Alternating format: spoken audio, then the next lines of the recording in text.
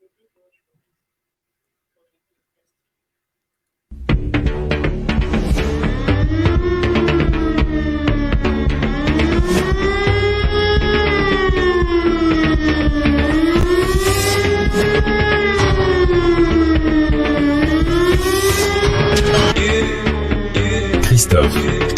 sur France Maghreb 2. Le Grand Forum avec Christophe Roux sur France Maghreb 2. Bonsoir, 18h33, bienvenue dans ce 8e jour de conférence sur France Maghreb 2, le Facebook de France Maghreb 2, Christophe Legrom, ensemble et avec vous jusque 20h sur votre Facebook. Ouais, j'ai du mal à dire radio, non, c'est pas la radio. Avec nous ce soir, pour m'accompagner, elle était déjà parmi vous à 17h avec toute son équipe, Anna Guézard-Boicaz. Salut Anna. Bonsoir Christophe, bonsoir toute l'équipe et bonsoir mesdames et messieurs. Comment allez-vous? Alors comment ça se passe, le choc des cultures?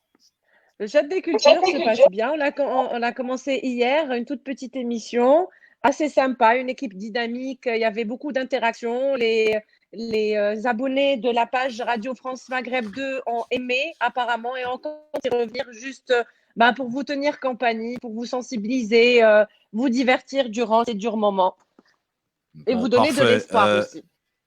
Merci Anna. Donc, chaque lundi, mercredi, vendredi à 17h. Chaque lundi, mardi? Lundi, mercredi, vendredi à 17h. Ah d'accord, c'est 3 fois par semaine. 3 fois par semaine. De toutes les façons, on demande aux gens de rester connectés sur la page de France Maghreb 2 et le LGF, Christophe, le Grand Forum, tout le temps, parce qu'il y a toujours des nouveautés pour vous. Exactement. Alors, avec nous ce soir, on avait l'impression de ne pas l'avoir vu depuis une semaine, Soraya Rachedi. Bonjour ma Soraya. Bonjour tout le monde, bonjour Christophe, vous allez bien? Très très bien quand tu es là.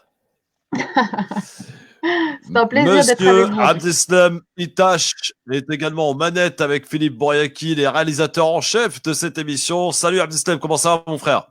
Salut Christophe, salut l'équipe et bonjour aux connectés. Écoute, Monsieur Bouriaki, il va bien? Salut toute l'équipe, ouais, il va très bien. Salut les auditeurs et les auditrices, téléspectateurs, téléspectatrices, Facebookiennes et je salue le réalisateur en chef, Monsieur Abdeslam Itache, notre maître à tous. Merci, voilà, j'aime ça. Alors, la question quotidienne qu'on pose, Anna, comment s'est passée cette 8e journée de confinement à la maison? Je crains qu'on commence à s'habituer, j'ai envie de dire, à s'habituer au stress, à l'ennui. Et puis on développe, et puis on développe un petit peu des tocs parce que moi je n'arrête pas de nettoyer chez moi, je nettoie les murs, et là j'ai nettoyé le jardin et puis le problème c'est que les enfants deviennent de plus en plus agités, ils font de la peine aussi parce qu'ils commencent à vouloir à poser des questions, à vouloir repartir à l'école, à demander après leurs copains. Oui.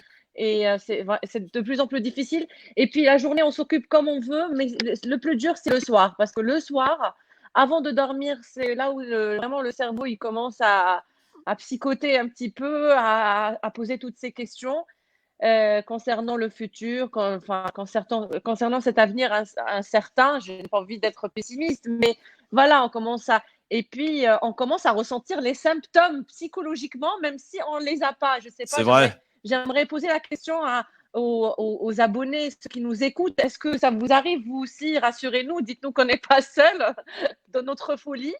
Et puis voilà. Dès qu'on a mal à la tête. Ah oui, voilà. Hop, absolument. Ça y est. Dès qu'on a mal à la tête, et puis même des problèmes à la gorge, on commence vraiment à ressentir exactement les mêmes symptômes que décrivent les médecins ou qu'on entend et lit dans les médias, etc. Or que dans la majorité des cas, ce n'est pas la maladie, heureusement. Philippe Bouriaki, comment s'est passé le confinement, le 8e jour à Orly? Écoute, j'ai eu une permission de sortie ce matin. J'ai été faire le ravitaillement pour la famille, mais aussi pour des voisins et une personne âgée qui m'a contacté via Facebook, qui elle ne peut pas se déplacer et qui m'a demandé gentiment si je pouvais lui apporter de petits trucs, puisque la personne qui devait passer aujourd'hui ne pouvait pas, elle a eu un contretemps. Et donc voilà, j'ai eu une permission de sortie ce matin. J'ai fait une grande. Ça, c'est très bien, Philippe. C'est des moments de solidarité qui s'enclenchent entre voisins. Et la solidarité, ça fonctionne. Hein. Ça fonctionne bien, ça fonctionne même un petit peu partout. Je ferai la promotion d'une page qui s'appelle Covid Carrière sous Poissy Solidarité ou Entraide. C'est une amie qui s'appelle Sophie Rantz, qu'Abdeslam doit connaître d'ailleurs, qu'on a vu sur le collectif sans plus jamais son ascenseur avec Fouad Ben Ahmed, qui fait des trucs vraiment formidables. Ça se voit partout, ça se développe. C'est la psychologue qui nous l'avait dit avant-hier, qui a beaucoup de solidarité. Et en temps de guerre, il n'y a que ça qui peut nous maintenir en vie. Abdeslam Itache, 8e jour de confinement. Comment ça se passe à la maison? Écoute, on met de l'ordre dans les paperasses, tous les dossiers qui s'accumulent. L'occasion est donnée. Oui, ça y est, j'ai rempli l'équivalent d'un carton. Bien sûr, je brûle tous mes documents dans le brûloir. Et voilà, on en profite, on essaye d'optimiser et de profiter de ce temps-là pour se recentrer un peu sur la maison, sur les dossiers qui étaient en attente et faire un peu d'administratif en attendant que l'administration veuille bien ouvrir. Pouvoir régler un petit peu parce qu'il n'y a pas grand-chose d'ouvert, hein. Je suis d'accord. Non, il n'y a personne. Pas question. Il n'y a personne. Non, ni c'est que les dimanches en ce moment. Ouais. Tous les jours, c'est dimanche, en effet. C'est ça. Soraya Rachedi, 8e jour de confinement. Comment ça se passe du côté de Tremblay? Écoute, c'est mitigé. Enfin, je rejoins Anna sur ce qu'elle disait, qu'on commence à rentrer dans une certaine routine. Et c'est vrai que la semaine de vacances qui vient de se passer, c'était cool parce que ça a créé vraiment une rupture. Quand je dis cool, voilà, c'est en mode, c'était un souffle, un bon souffle que j'ai pris. Mais là, ça commence à manquer. Quand je vois le soleil dehors, ça frustre un peu. On peut pas aller voir les gens qu'on avait l'habitude de voir. Ça commence à peser lourd. Il y a beaucoup, je parlais avec des amis, on se disait qu'on était toute la journée en pyjama, donc il faudrait peut-être qu'on fasse tourner la garde-robe. Ceci dit, le point positif, c'est que ça réduit les machines à laver. Je ne sais pas pour vous, mais... Exactement. On s'habille. Ça réduit la machine à laver lorsqu'on n'a pas de personnes dans la famille qui continuent à travailler. Parce que quand on vit cette situation, on rentre dans une autre psychose. C'est devoir faire une machine tout en faisant attention. C'est tout un protocole à suivre, etc. C'est ça. Oui. Ça, c'est un peu votre problème, mesdames.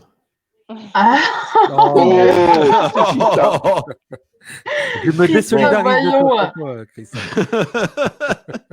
Alors, on a un programme bien chargé encore ce soir. Nous devions recevoir Anas Kazib, l'ancien des GG, on peut le dire. Il s'est un peu trompé de jour. Lui aussi, il se croit dimanche, ou en tout cas, il se croyait mercredi. Du coup, il sera peut-être avec nous demain. Donc, ce soir, nous aurons dans quelques minutes William Maghrebi, parce que elle est psychologue d'abord, parce que c'est également de l'équipe du LGF, psychologue clinicienne, et on va parler de problèmes de couple ou couple et confinement, comment y est les deux finalement, et on peut s'apercevoir que dans certains couples, on a des témoignages autour de nous, ça commence déjà à craquer, les hommes ou les femmes n'en peuvent plus de leur mari ou de leur femme. Comment apprendre à patienter ensemble? On verra cela avec elle. Normalement, nous serons également avec Anna Neluch, qui est présentatrice télé, que vous connaissez. Elle est déjà venue dans le studio avec Anna, dans les rendez-vous d'Anna, depuis Tunis. On sera avec elle tout à l'heure, si la liaison nous le permet. Et puis, nous aurons Hayat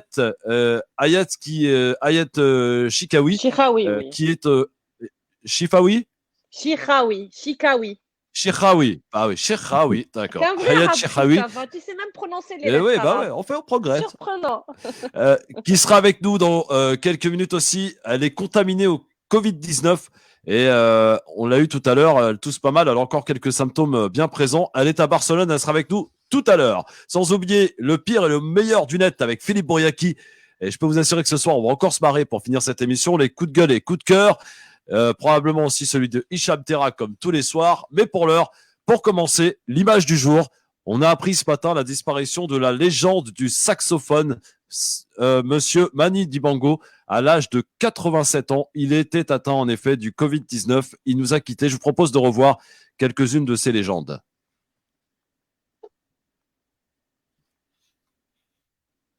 Ça arrive.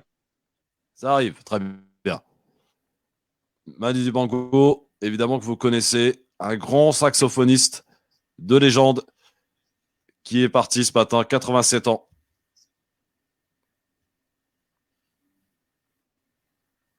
Et vous pouvez, je le rappelle, commenter avec nous cette émission. Vous interagissez, vous partagez, vous likez. On compte sur vous. C'est le grand forum et c'est tous les soirs à 18h30, les amis. Est-ce que c'est prêt, mon Fifi? Bah écoutez, c'est lancé. Je sais pas ce qui s'est prêt, mon Fifi. Bah écoutez, c'est lancé. Il n'y a pas de son. Il n'y a pas de son. Non, il n'y a pas de son. Il n'y a pas de son. Bon, je vous demande. Ce que je propose. Oui. On peut couper l'écho là derrière parce que c'est très. Voilà, merci. Ce que je propose, le temps, mon Fifi, que tu prépares la vidéo, qu'on passe à une autre vidéo, notamment un avocat des personnels de santé qui a complètement pété les plombs hier sur CNews dans l'émission de Morandini. Regardez ça.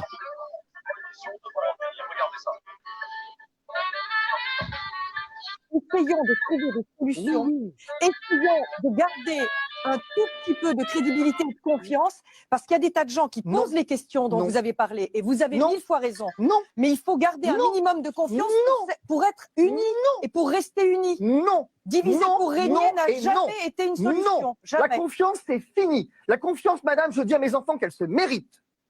Je suis désolé, madame. La confiance dans ce gouvernement, non. Et le principe. Mais vous allez avoir confiance en quoi? On ne peut pas dire qu'on n'a plus confiance en rien. Non. Mais c'est la fin. C'est la fin. Vous pouvez pas. On peut pas. Mais enfin, depuis le début, on me dit qu'effectivement, je peux pas. Depuis le début, on nous ment et vous me parlez de confiance. Alors, je vais vous dire. Il faut croire en quelque chose. Il faut donner de l'espoir aux gens. Il ne faut pas leur dire vous êtes gouverné par des menteurs qui vous disent que des conneries et tout est faux. Vous ne pouvez pas dire ça.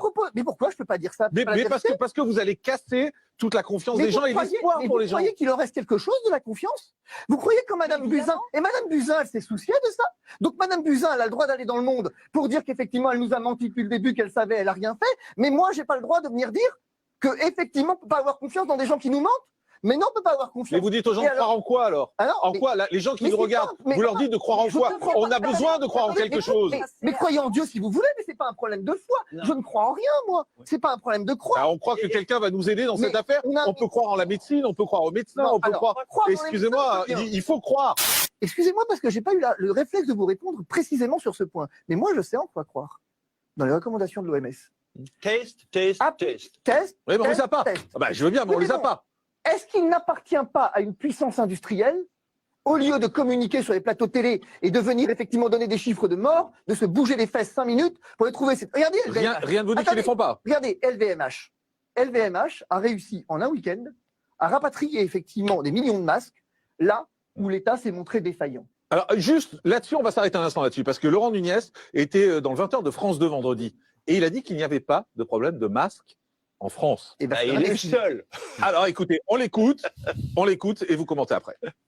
Alors d'abord, effectivement que ces masques sont indispensables pour les personnels soignants, personne ne dit le contraire. Oui, mais ces masques donc ils sont livrés très régulièrement. Et les personnels des EHPAD font partie des personnels cibles. Mais vous reconnaissez qu'il en manque? Les personnels soignants dans les hôpitaux. Et le ministre non, je ne reconnais pas qu'il en manque. Le ministère nous en avons parlé d'ailleurs ce matin même encore au de défense. Ces masques sont en cours de livraison. Pour la plupart d'ailleurs des départements, ils ont été acheminés. Et évidemment, vous savez, la France a conservé une capacité de production des masques, ce qui est très rare dans le monde finalement. Nous avons aussi une capacité d'importation. Et le président de la République a souhaité, il nous a incité à le faire, il incite l'appareil productif français aussi à développer une fabrication de masques qui puissent répondre, notamment des masques chirurgicaux, qui puissent répondre aux fameuses normes AFNOR pour augmenter la production de masques et servir les personnels soignants. Mais croyez bien que c'est le cas. Hier encore, dans de nombreuses pharmacies, des masques ont été livrés à l'intention notamment de la médecine de ville, parce que ce sont des personnels soignants qui sont au contact de malades et qui effectivement ont besoin de ces masques. Voilà. Maître Fabrice Division. Lui, il faut le frapper. À un moment donné, il faut le frapper. On ne dit pas, voilà. Si, on le dit. Non, c'est une expression. C'est un menteur invétéré. Vous savez combien de masques ont été livrés quand ça a été livré dans les zones infectées, dans les grosses zones? Les 25 départements. Dans les 25 départements, 18 masques ont été livrés pour les professionnels de santé. 18. 18 par quoi? Par semaine? 18 par... Non, 18 par personne. Par personne, c'est même pas par semaine. 18 par personne. Et vous savez combien de temps on tient avec 18 masques? 2 jours? 3? Allez, 4 jours. Alors qu'on ne vienne pas me dire qu'effectivement ces masques. Et puis, de toute façon, écoutez-moi, il n'y a pas. Mais vous l'avez entendu, il le dit clairement. Non, mais le ministre de la Santé dit autre chose. Enfin, je veux dire, qui encore aujourd'hui, il n'y a plus de débat sur les masques, enfin, pardonnez-moi, mais. La preuve que oui, puisque ça, c'était vendredi, c'était pas il y a 15 jours, cet extrait. C'était vendredi soir aux 20h. Le ministre de la Santé a reconnu qu'effectivement, on avait un problème de masques. Il dit qu'ils n'ont pas été commandés, ces masques. Donc, ils ne peuvent pas être là, ils n'ont pas été commandés. Moi, ça fait 1 mois et demi que je le dis. Donc, voilà. Et ça fait 1 mois et demi qu'on a essayé d'enrober ça de considérations scientifiques. Rappelez-vous, hein. Quand je vous disais qu'il fallait les FFP2, qu'est-ce qu'a répondu le ministre? Non, mais scientifiquement, on a une étude qui montre que... Finalement, il ne dit plus ça aujourd'hui. Hein. Le Grand Forum avec Christophe Roux sur France Maghreb 2. Incroyable, cet avocat sur CNews qui pète les plombs. Il est un peu énervé, un peu tendu. Anna, qu'est-ce que tu as retenu dans cet extrait? Alors, je suis là. J'ai retenu surtout les commentaires des internautes qui sont d'accord. Eh bien, oui, il a raison. On est dans un pays où la liberté d'expression est censée être un droit, Christophe. Et je me demande pourquoi Morandini lui coupe la parole, l'agresse, etc. Il y a beaucoup de questions, il y a beaucoup de points d'interrogation autour de toute cette épidémie, autour de ce qu'on vit tous les jours. Et puis, le peuple a le droit d'avoir des réponses, a le droit de connaître la vérité, tout simplement. Ouais. En commentaire, Inès Barry a écrit « Il a tout dit, cet avocat ». Eh ben non, non et non. Voilà. Merci Anna, en tout cas, de veiller aux commentaires sur Facebook parce que vous pouvez interagir, bien sûr, sur Christophe Le Grand Forum, sur France Maghreb 2. Christophe, si tu me permets, juste pour ceux qui nous... Enfin, j'imagine que tout le monde qui nous écoute et qui nous regarde sont chez eux, je l'espère en tout cas. Vous pouvez diffuser la vidéo en direct sur vos écrans pour que vous puissiez mieux voir le contenu quand vous diffuse les photos, les images, les vidéos, etc. Je viens de l'essayer et c'est beaucoup mieux. Et voilà, et c'est génial. Ça, c'est un petit conseil. Très bien. Parenthèse. Soraya, cet extrait de cet avocat qui pète les plombs sur CNews. Eh ben, il a bien raison de péter les plombs. Moi, ça me fait plaisir de voir que les langues se délient, qu'on ose dire ce qu'on veut dire. Et ça me révolte d'autant plus de voir ces journalistes. Après, il n'est pas d'accord. Je me demande sur quoi il n'est pas d'accord. Il a peur que l'avis de cet avocat fasse que les Français se révoltent contre le gouvernement, qu'aujourd'hui, oh là là, attention. Il se met le doigt dans l'œil, en fait. C'est complètement absurde. Et c'est ce même Morandini qui a appris, qui avait la volonté d'apprendre une certaine science au docteur Raoult. Je ne sais pas si vous avez vu la vidéo. Le docteur Raoult qui a quitté le conseil scientifique aujourd'hui. Oui. Il a claqué la porte. Et on lui reproche, en effet, d'avoir ouvert son centre de dépistage à Marseille. Vous avez vu la queue de malades qu'il y avait devant. C'était incroyable. Et vous pensez qu'il a raison ou pas? Ça sera un autre débat. Non, alors, tu veux que je te dise? Ah oui, dis-moi. Moi, je suis dans l'expectative. Je vois tout le monde nous dire que le docteur Raoult serait le grand sauveur de l'humanité et qui va nous sauver avec sa recette miracle, son traitement, tous les personnes atteintes du Covid-19. Sauf qu'il ne faut pas oublier une chose, on est en période de test. Son test, il l'a fait sur 24 personnes, ça a marché sur à 75%. Moi, je vous propose d'en reparler lorsque les résultats seront connus. Il ne faut pas s'emballer. Et je comprends en même temps que des gens s'emballent parce qu'on est dans l'inquiétude, on est dans l'expectative, mais il faut juste pas s'emballer. On est dans l'urgence surtout pour certaines Oui, non, mais d'accord. On est dans l'urgence peut-être, mais est-ce que c'est un moyen aussi de dire, voilà, il faut tout relayer sans avoir testé, en faisant croire aux gens qu'ils vont être soignés miraculeusement? Non, c'est pas vrai. Non, c'est pas vrai. Moi, je comprends le fait qu'il faille prendre avec des pincettes pour les personnes qui ne sont pas dans un stade vraiment avancé ou pour des personnes qui n'ont pas de symptômes, voire pour les personnes qui n'ont pas du tout la maladie. Mais en fait, moi, je me pose la question vraiment pour les personnes qui sont même pas entre la vie et la mort, parce qu'apparemment, ce médicament n'a aucun effet sur eux. Ça fait partie des 25%. Mais il y a des personnes qui peuvent être susceptiblement sauvées par ce médicament. Et est-ce qu'il ne faudrait pas l'essayer tout simplement? En fait, c'est ça la question. Pourquoi bloquer sur ce... Et je pense que ce n'est pas une question de médicaments, de formule ou quoi. Il y a des choses beaucoup plus...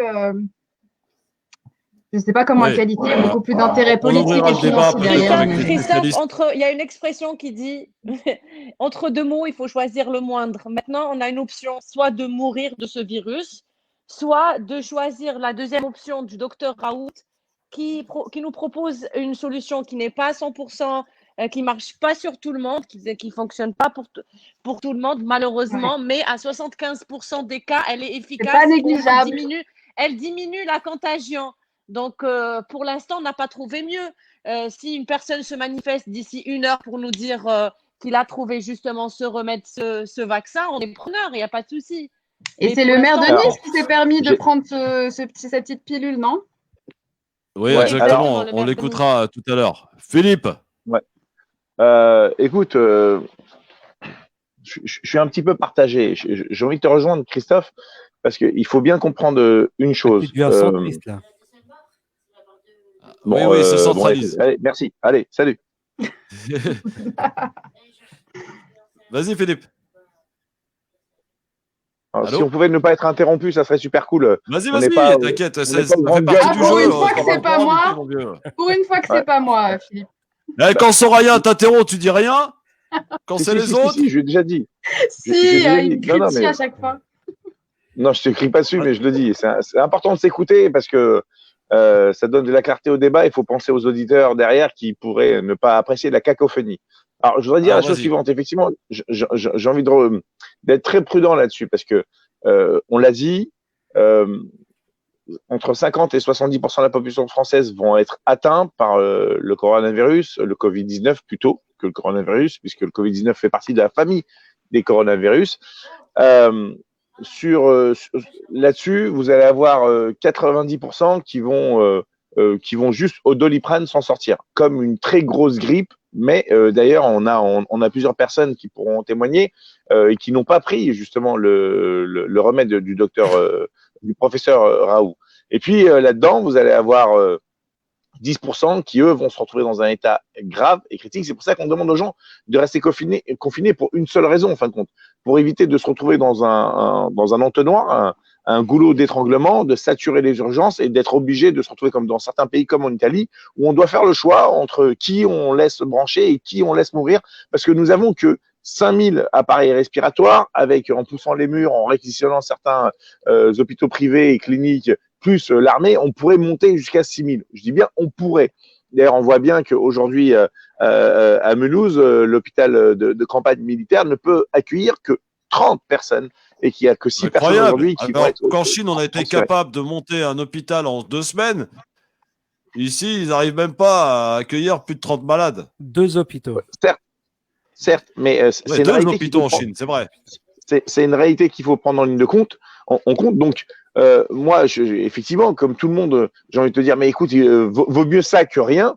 Mais le Doliprane fonctionne peut-être aussi bien parce qu'aujourd'hui, aux États-Unis, les essais massifs qui ont été faits à la demande de Donald Trump ont tué 15 personnes. Et ça a été prouvé que c'est ce qu'on leur a administré. Alors, quelle est la dose? Je sais pas. Moi, je suis pas un scientifique, je suis pas un spécialiste. On en parlera avec des scientifiques parce que moi, j'en ai marre d'entendre et de lire. Des gens qui se prennent pour des scientifiques, ça commence à me fatiguer sur les réseaux sociaux, voilà. C'est rempli de ça. Le professeur Raoult, on l'a contacté. Aujourd'hui, il refuse toute interview et toute discussion. Il a claqué la porte de plusieurs organismes différents. Et aujourd'hui, il a lancé un grand test à l'échelle d'une ville, à l'échelle de Marseille, qui a posé quelques problèmes de sécurité et y compris de confinement. Donc, non, Anna, pardon, je suis obligé de vous couper parce qu'on est très en retard. J'aimerais juste entendre Abdeslam là-dessus et on garde les autres vidéos pour tout à l'heure parce que William Maghrebi nous attend et j'aimerais qu'on l'accueille dans un instant. Abdeslam. Alors, je partage l'avis de Philippe. Je suis aussi partagé par cette idée. D'abord, l'idée du professeur Raoult, où sa proposition est un formidable espoir, mais en même temps, il faut savoir raison garder et veiller à respecter tous les process concernant un vaccin qui serait mis à disposition de la population. On ne sait pas vers quoi on va et il est normal que ces produits soient testés et qu'on puisse être sûr de l'efficacité du produit sans qu'il y ait d'autres effets derrière. Donc voilà, je suis très indécis et je pense pas que la précipitation soit une forme d'évolution de résistance positive. Donc, moi, je reste dubitatif sur cette proposition-là. Attendons et voyons. Mais je ne nie pas que cette proposition est un espoir pour beaucoup. Ensuite, sur le développement du coronavirus, je pense qu'il ne s'arrêtera pas là. Il y a une chose est sûre, c'est que, entre les personnes qui sont porteurs sains, les personnes qui sont porteurs et qui l'ignorent, enfin qui sont chez eux et qui contaminent leur famille, les personnes qui ont contracté le coronavirus et qui s'en sont sortis, puisqu'il y a un très grand nombre, je crois que c'est 90 ou 95% qui s'en sortent, mais qui continuent à être 98 et qui continuent à être porteurs sains. Donc, une fois le confinement terminé et une fois ce cap dépassé, il est évident qu'ils iront contaminer d'autres personnes en ayant la certitude absolue qu'il n'y a pas de transmission possible. Je vous laisse imaginer la visite dans les EHPAD, le fait d'aller voir par exemple les parents. Je pense que beaucoup de personnes entre nous sont dans mon cas. Je me refuse d'aller voir mes parents parce que je ne veux pas, dans l'hypothèse où je serais potentiellement porteur, de leur porter préjudice. Mais pendant combien de temps je ne vais pas les rencontrer? Pendant un mois et demi? À quel moment je ne suis plus contagieux si je venais avoir été contaminé? Si je venais avoir été porteur sain, ou alors si je venais avoir contracté la maladie et ensuite être guéri. Vous voyez, toutes ces questions-là. Abdeslam, c'est quelque chose qu'on ne pourra jamais savoir finalement, parce qu'il suffit que tu ailles faire tes courses aujourd'hui, que tu le contractes et que tu sois toujours asymptomatique, et voilà, tu le refiles à ton parent. Mais pourquoi ça, c'est de la faute à qui? C'est la faute au gouvernement qui refuse Macron de suivre, de suivre calmez-vous. Du docteur Raoult, qui est de dépister le peuple, la population. Christophe, j'en suis sûr, t'es d'accord. Merci d'être en direct sur Facebook, France Maghreb 2, sur Christophe Le Grand Forum. Je vous propose d'accueillir Madame Ouiem Maghrebi qui est avec nous, psychologue clinicienne. Bonsoir Ouiem. Bonsoir, salam alaikum. Merci de me recevoir. Bonsoir Ouiem, je suis ravi de te voir. Plaisir partagé. Alors Ouiem, j'ai tenu à t'inviter, nous avons tenu à t'inviter chez toi, parce que le Grand Forum, c'est chez toi, pour parler des problèmes de couple. On en est au 8e jour de confinement, et là, je demande à toutes celles et tous ceux qui ont des problèmes dans ce type-là de poser leurs questions. Ouiem, d'essayer d'être concise pour qu'on puisse répondre à un maximum de questions. Anna, tu te charges de regarder un petit peu ce qui se passe sur les Facebook, s'il te plaît. 8e jour de confinement, Ouiem. Que se passe-t-il aujourd'hui? La nervosité commence un petit peu à entrer en jeu. L'homme et la femme, ont de plus en plus de mal à se supporter. Si j'y rajoute l'ingrédient devoir conjugal où l'homme a un peu plus de temps et se veut un peu plus oppressant, la femme s'y refusant, voilà toutes ces problématiques auxquelles sont confrontés beaucoup de gens. Ok. Alors déjà, il y a beaucoup de choses qui viennent d'être dites, mais je pense que dans un premier temps, c'est important qu'on puisse distinguer deux situations. On va distinguer ensemble la situation un peu lambda, asymptomatique, un petit peu normale, que vivent tous les couples, c'est-à-dire des conflits qui sont absolument normaux, et puis la situation qui est un peu plus pathologique, où là, on va retrouver des femmes qui sont victimes de violences et de maltraitance. Moi, il faut bien comprendre qu'il y a une chose sur laquelle j'insiste, c'est que le confinement, c'est une situation qui exacerbe, qui vient mettre en avant, en lumière, ce qui existait déjà avant le confinement.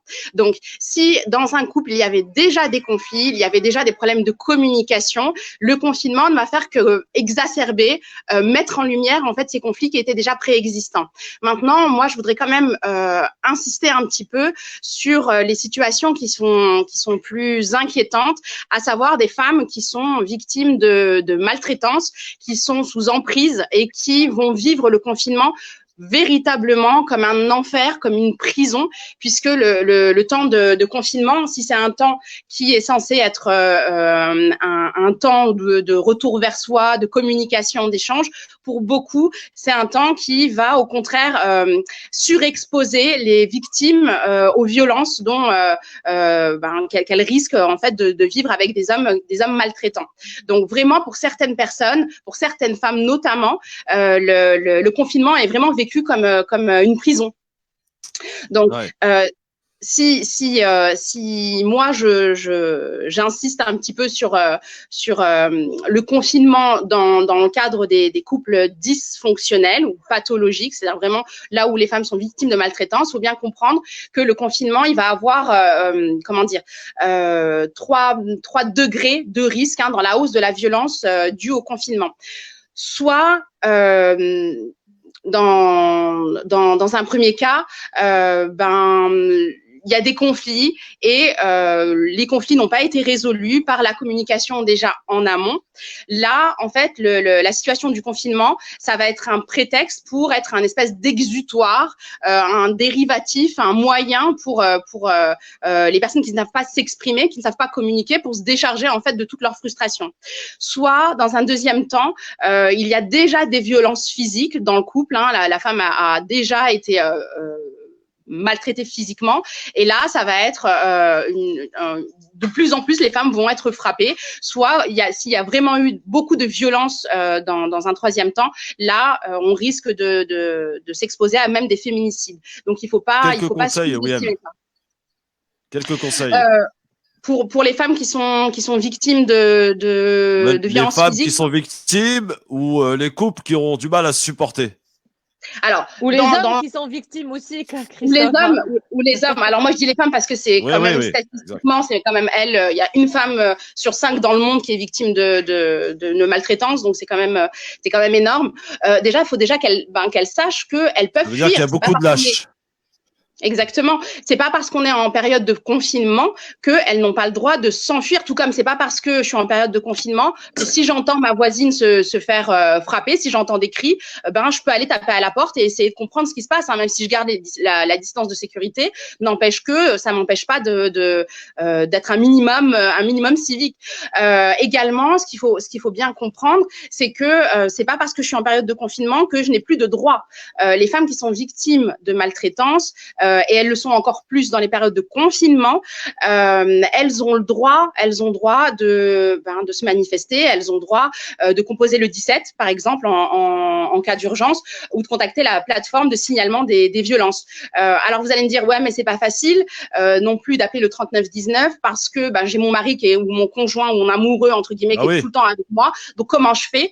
On peut essayer de prétexter des excuses comme aller acheter du pain, comme aller récupérer le courrier, aller aux toilettes, dans la salle de bain, essayer de trouver un moyen. Un message à une amie, par exemple, docteur. Envoyer un SMS, exactement, en sachant que le 3919, c'est un numéro d'écoute qui est maintenu, même si au niveau des heures, alors je vous invite à regarder sur Internet, mais il me semble que c'est entre 9h et 19h, c'est plus exactement la même tranche horaire, mais elles ont la possibilité, de toute façon, de se manifester et de demander de l'aide.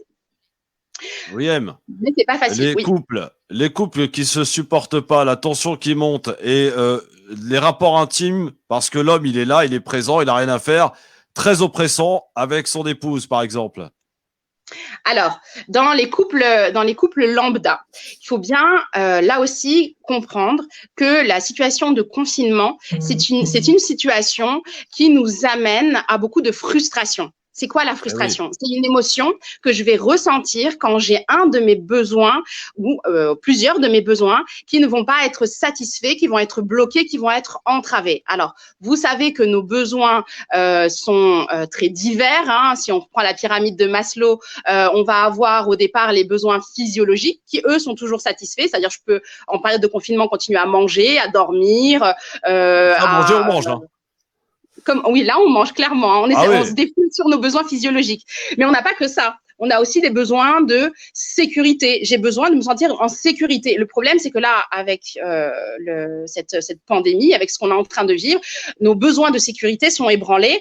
On se sent pour beaucoup, avec ce qu'on voit, avec ce qu'on entend dans certaines chaînes de télé, on se sent très insécurisé. Et de fait, parce que effectivement, quand on se connecte sur Internet ou qu'on regarde les chaînes d'infos, on se rend compte qu'effectivement il y a des morts, qu'effectivement à l'extérieur c'est dangereux. Donc notre besoin de sécurité, c'est extrêmement anxiogène. C'est extrêmement anxiogène. Raison pour laquelle moi je ne cesse de dire déconnectez-vous. Il va rien se passer de plus ou de moins. N'allez pas ne regardez pas les chaînes d'infos. Alors je suis navrée, je suis peut-être pas le bon endroit pour le dire, mais évitez le plus possible de vous remplir de pensées anxiogènes. Il faut bien là aussi, il faut bien comprendre que c'est parce que je pense que je ressens que je réagis. Mes conduites, mes comportements sont le résultat de mes émotions. Or, mes émotions me viennent de mes pensées. Quand j'introduis dans ma psyché des pensées très négatives, très anxiogènes, donc des pensées de peur, d'inquiétude, je vais automatiquement générer à l'intérieur de mon affectivité des émotions désagréables. Or, ces émotions, si je ne sais pas les exprimer, si je ne sais pas les gérer, elles vont s'accumuler à l'intérieur de moi et à force, avec le temps, petit à petit, et c'est pour ça qu'on s'inquiète de la prolongation du confinement, parce que petit à petit, avec le temps, si j'ai pas d'exutoire, si j'ai pas de moyen de me décharger, de me libérer de toutes ces émotions que j'ai contenues, eh ben, elles vont chercher à s'exprimer par des décharges pulsionnelles et donc par de l'agressivité. Les couples qui ne communiquent pas, qui n'ont pas l'habitude de mettre des mots sur ce qu'ils ressentent, vont avoir tendance à gérer le conflit par la violence, par l'agressivité, par l'impulsivité. Donc, le meilleur moyen… La violence verbale aussi, à la fois verbale, mais le problème c'est que c'est le premier degré de la violence physique en fait, ça commence toujours par de la violence verbale et ensuite ça va crescendo, donc et c'est là où est le risque, c'est que quand on est hors période de confinement, ben si moi je me dispute avec mon conjoint, j'ai cette possibilité de sortir, d'aller me décharger, d'aller travailler, de parasiter un petit peu mes pensées et de me décharger émotionnellement. Sauf que là je peux pas. Sauf que là, j'ai pas d'autre choix que d'être face à l'autre. Et c'est vrai que c'est une période aussi qui va venir exacerber finalement les inégalités, parce que c'est pas la même chose quand je vis dans un petit appartement que lorsque j'ai une grande maison ou un jardin où je peux quand même m'isoler, où je peux me distancier de l'autre et me retrouver un petit peu face à moi-même. Quand on est les uns sur les autres, ben on n'est pas avec soi, tout simplement. Question qui va vous être posée, ma chère William, par les gens qui sont connectés et qui nous suivent en direct et en live sur Facebook France Maghreb 2, Christophe le Grand Forum. Ils peuvent liker, partager et commenter bien sûr et poser vos questions. William, je vais te demander, parce qu'on a pris un peu de retard, de raccourcir un petit peu tes réponses et on aura de toute façon l'occasion est-ce que tu reviennes, et j'annonce d'ailleurs que tu seras en direct sur Facebook, je crois à partir de jeudi, c'est ça? C'est ça. Jeudi à 11h. Exactement. De 11h à midi. Bon. De 11h à midi, vous pourrez lui poser toutes vos questions. Soraya Rachidi, est-ce qu'il y a une petite question pour la psychologue clinicienne William Maghrebi? Oui, j'ai une question vraiment pour ceux qui nous écoutent, pas vraiment pour moi. Mais William, merci pour ton intervention déjà. Avec plaisir. Est-ce que tu peux nous expliquer qu'est-ce qui garde cette femme victime de son bourreau chez elle et pourquoi elle ne part pas? Parce que j'ai l'impression que chez les gens, c'est très facile de dire oui, je ne comprends pas pourquoi elle ne part pas, etc. etc. Et j'aimerais bien que tu nous expliques brièvement ce lien qu'il y a entre ses conjoints, entre cette victime et son bourreau, j'ai envie de dire. D'accord. Alors, de façon très synthétique, il existe trois choses, voilà, pour que ce soit bien clair pour vous. Il existe trois choses dans nos relations avec les autres. Il y a ce qu'on appelle l'influence, il y a ce qu'on appelle l'autoritarisme et il y a ce qu'on appelle la manipulation. L'influence, c'est quand moi, je vais vous dire une chose dans un but de vous amener à avoir telle pensée ou telle attitude qui est bonne pour vous. L'autoritarisme, c'est quand je vous oblige à agir de telle ou telle façon et je m'y prends par la force. Et la manipulation, c'est quand je cherche à vous amener à faire une chose ou à faire une chose qui n'est pas bonne pour vous, qui est bonne pour moi, mais sans vous le dire de façon claire, de façon franche. Quand je vais manipuler quelqu'un, je vais le mettre sous emprise, c'est-à-dire que je vais l'amener à avoir des conduites, à avoir des ressentis, sans même qu'il puisse penser comment il a fait, comment j'en suis arrivée à ressentir ou à avoir telle ou telle attitude. Les femmes qui sont en couple avec des pervers, avec des narcissiques, avec des tyrans domestiques, ce sont des femmes qui sont sous emprise, c'est-à-dire que ce sont des femmes qui sont déconnectées de leur psyché, qui sont en incapacité de penser par elles-mêmes. Même si elles pensent qu'elles pensent par elles-mêmes, en réalité, c'est pas le cas. Les femmes qui sont sous emprise, elles ont conscience de ce qui se passe à l'extérieur, c'est-à-dire qu'elles vont vous dire oui, j'ai été frappée, oui, j'ai été maltraitée, mais j'arrive pas, c'est plus fort que moi, je ne peux pas me défaire de cette relation. Il y a une dépendance affective en fait. Alors, c'est parce qu'il y a une dépendance affective que ces femmes vont être prédisposées à être sous emprise. C'est pas n'importe qui qui est manipulable.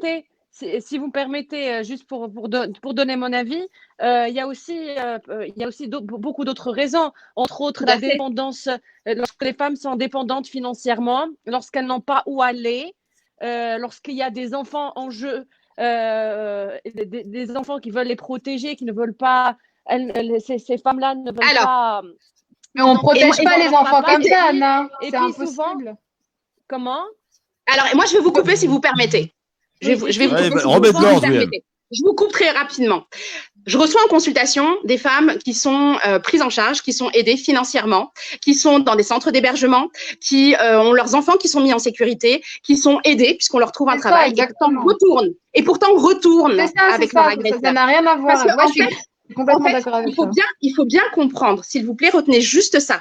Il faut bien comprendre que nous sommes tous constamment en train de vivre avec deux réalités. Alors, c'est pas de la folie que de le dire, hein. Il y a ma réalité interne, ce que je ressens, c'est mes souvenirs, c'est mes traumas, c'est mon savoir, c'est mes émotions, mes besoins, tout ce qui est à l'intérieur de moi. Ma réalité interne, personne ne peut y accéder, si ce n'est moi. Et il y a la réalité externe, cette réalité qui se prouve. Je suis là, chez moi, dans mon salon, vous êtes chacun chez vous. Cette réalité externe-là, elle se prouve. On peut agir sur la réalité externe. C'est pas pour autant que l'on va agir sur la réalité interne de la personne. Même si je la sors de sa réalité externe, n'empêche que cette personne, elle n'est pas que ça, elle n'est pas que de l'argent, elle n'est pas qu'un domicile, elle est aussi une réalité interne. Elle a des choses à l'intérieur d'elle qui sont plus fortes qu'elle. Oui, c'est ça, c'est ça. Et William, on le voit bien, enfin, il y a des femmes, j'en ai vu, qui, tenez-vous bien, c'est elles qui prennent en charge ce mari bourreau. Ça montre bien que c'est beaucoup plus, ça va beaucoup plus au-delà de la question matérielle. Et pour revenir à la question des enfants, je pense que c'est compliqué parce que les mamans, elles savent que c'est pas un bon modèle familial qu'elles montrent là à leur enfant. Souvent, je dis pas tout le temps, mais souvent, le mari qui frappe sa femme, il s'en prend également aux enfants. Et ça montre qu'il y a vraiment un homme qui maltraite la femme. Un homme qui maltraite la mère maltraite les enfants de toute façon. Automatiquement. Même s'il ne frappe pas les enfants, il frappe la mère. Donc, que ce soit psychiquement ou physiquement. Et c'est docteur, beaucoup de femmes aussi pensent que peu importe où est-ce qu'elles vont, ce mari finira toujours par la retrouver. Et ça a été le cas, malheureusement. Oui, il y a cette peur. peur. Ça a été le cas et voilà, et ça a fini par des drames. Elles sont sous emprise. Elles sont pas protégées, elles savent que… Oui. Allez-y. Vas-y, William. Non, je vous disais, elles sont sous emprise, elles sont terrorisées. Il faut bien comprendre, et ça s'exacerbe en période de confinement, il faut bien comprendre les stratégies qui sont mises en place autour de ces femmes qui sont sous emprise. La première, c'est celle de l'isolement. Le fait de les séparer de toute personne qui pourrait être une personne ressource, une personne aidante, toute personne qui pourrait la valoriser, qui pourrait lui renvoyer une image positive d'elle-même, elle va en être écartée. Petit à petit, elle va se détacher de ses affects, elle ne va plus du tout avoir confiance en elle. Elle va plus du tout avoir confiance en elle, se penser être capable d'eux, et parce qu'elle n'a pas confiance en elle, elle va difficilement en capacité justement de mettre en action, de mettre en œuvre des choses pour s'éloigner de cette personne qui, au final, pour elle, la rattrapera toujours. C'est un manque de confiance en elle, et c'est aussi un manque de confiance, bien sûr, en ceux qui sont autour d'elle. Messieurs, Abdeslam Itache, Philippe Bouriaki, une question à William Maghrebi éventuellement. Non, c'est surtout sur la gestion des ados ou des adolescents qui ont un besoin effréné de liberté et qui, malgré les avertissements, les 135 €, les 1500 € et les 6 mois de prison annoncés, comment justement comment les maintenir confinés? Mais je pense je pense surtout aux familles monoparentales où la maman occupe le rôle de père et de mère avec des ados qui ont l'habitude de rester dehors et pour le coup se retrouvent contraints, je vais employer le mot d'emprisonner, mais c'est le terme des ados, hein. Je ne suis pas en prison ici et ainsi de suite.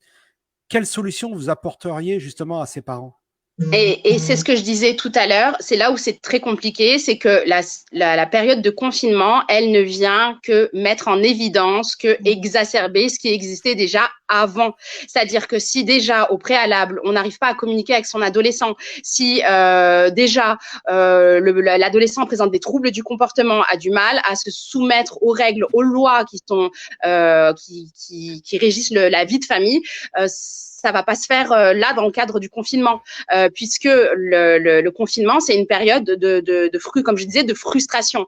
Donc ça va être très difficile d'être thérapeutique pour son enfant quand on n'arrivait pas à l'être déjà en amont. Donc alors c'est une petite parenthèse. Quand on est face à un adolescent qui n'écoute absolument pas, qui est dans l'opposition, qui est dans le conflit, on peut essayer le plus possible de mettre des mots. Alors ce serait d'un adolescent. Pardon? C'est le propre d'un adolescent d'essayer de se révolter, de tester les limites. C'est le propre de l'adolescence qui est je tape sur le. C'est absolument parce qu'il est en période d'individuation. C'est là que son identité se consolide. C'est là où il prend conscience de qui il est et il a besoin de se confronter à un mur. Il a besoin de taper sur le mur et d'être sûr que le mur reste stable, en fait, que le mur ne s'effondre pas. Si moi je cède, ou si moi je rentre dans des colères pas possibles, ou si moi j'abandonne, j'ai cédé en fait. Et là, je vais l'angoisser, mon adolescent. Et il va taper aussi longtemps qu'il arrivera finalement à se confronter à un mur. Donc il va aller de là aussi, ça va être crescendo, il va aller de plus en plus loin jusqu'à ce qu'il se confronte à une limite. Et parfois, c'est la limite de la loi, de la justice, de la police.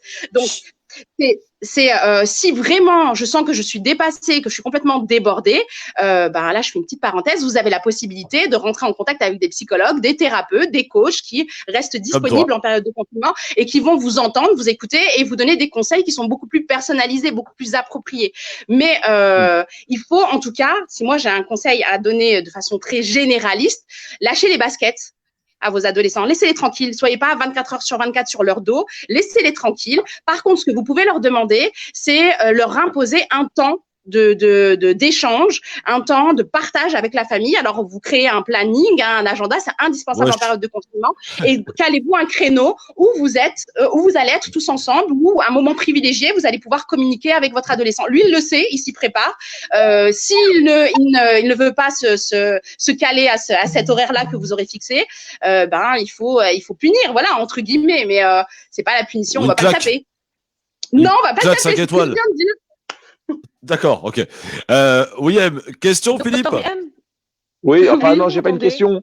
Je viens de recevoir un message du docteur Babouche qui se propose de venir à la place du mur vous remplacer. À la place du quoi? Du murologue. Ah d'accord, ok, super. Le docteur Babouche. Sartec, docteur. Christophe, est-ce que tu m'entends? Est-ce qu'on peut afficher... Oui, on t'entend, oui, Anna. Est-ce que je peux poser une dernière question à Dr William? Vas-y, je t'en prie, Anna, vas-y. Docteur, est-ce que vous pensez que cette période de confinement est la meilleure période pour que les femmes puissent prendre une décision, par exemple, d'obtenir de l'aide, de se faire suivre, de quitter le... Là, qui sont en train d'émerger, effectivement. Est-ce qu'on peut afficher éventuellement sur le mur des commentaires le Facebook de Madame William Maghrebi? Si quelqu'un peut le faire, ça serait bien. Comme ça, les gens peuvent aller aussi voir un petit peu de quoi il s'agit. Et vous pourrez la retrouver, je le rappelle, jeudi sur la page France Maghreb 2 à partir de 11h. Et pendant 1 heure, elle répondra à vos interrogations. Elle sera en totale interaction avec vous. Et n'hésitez pas à s'offrir les services de cette grande professionnelle qui est mon amie, William Maghrebi, psychologue clinicienne. Je t'embrasse de très loin, William, et je te remercie en tout cas d'être venu ce soir. Moi aussi, barakallahu fik. Merci beaucoup. Salam à tous. Merci, William. Merci beaucoup. À jeudi. Merci, William. Et tu reviens dans le LGF, on a besoin de toi. Avec plaisir. Bon courage. Merci, ma William.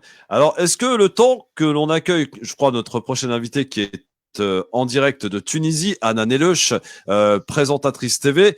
Philippe, est-ce qu'on peut se regarder 2 secondes quand même, Manu Dibango? J'aimerais bien qu'on le regarde parce que c'est un grand monsieur, grand musicien du saxophone qui nous a quittés ce matin à l'âge de 87 ans. Est-ce qu'on est bon ou pas? Oui, on est bon. On est bon. Allez, alors, on y va les gars, s'il vous plaît. Un peu de musique avec Manu Dibango. Allah rahmo, paix à son âme.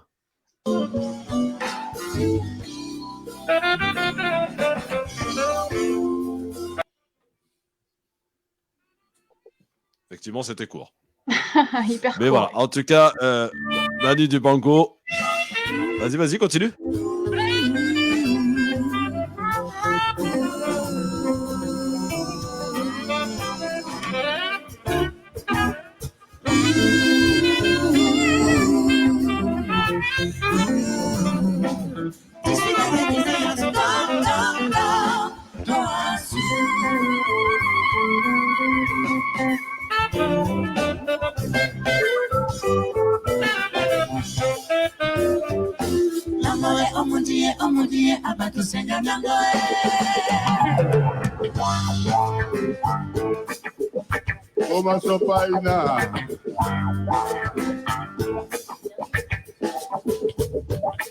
87 ans, il avait Manu Dibango. Il nous a quittés ce matin à l'âge donc de 87 ans du Covid-19.